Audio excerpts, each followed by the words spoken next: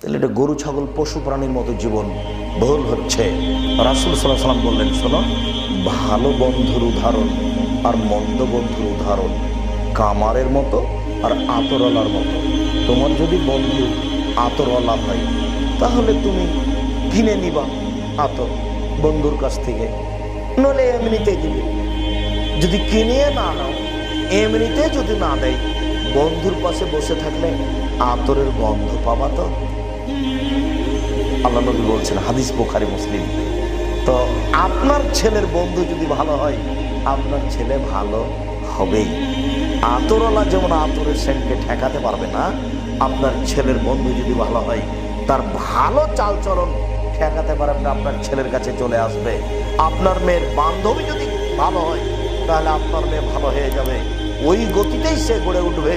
এই কথা রাসূল সাল্লাল্লাহু আলাইহি ওয়াসাল্লাম বলেন। তিনি বলেন, কারো বন্ধু যদি কামার হয়, কর্মকার হয়, তাহলে হয়তো বা পাশে বসে থাকলে আগুন ছিটকে এসে কাপড় জ্বলে যেতে পারে।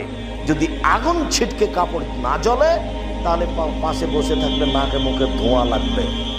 কামারের পাশে বসে থেকে নাকে মুখে ধোঁয়া লাগবে না, এই কথা যেমন মিথ্যে, আপনার ছেলের বন্ধু খারাপ, আপনার ছেলে খারাপ হবে না, এই কথা তেমনি মিথ্যে। কামারের পাশে বসে থেকে নাকে মুখে ধোঁয়া লাগবে না, এই কথা যেমন মিথ্যে।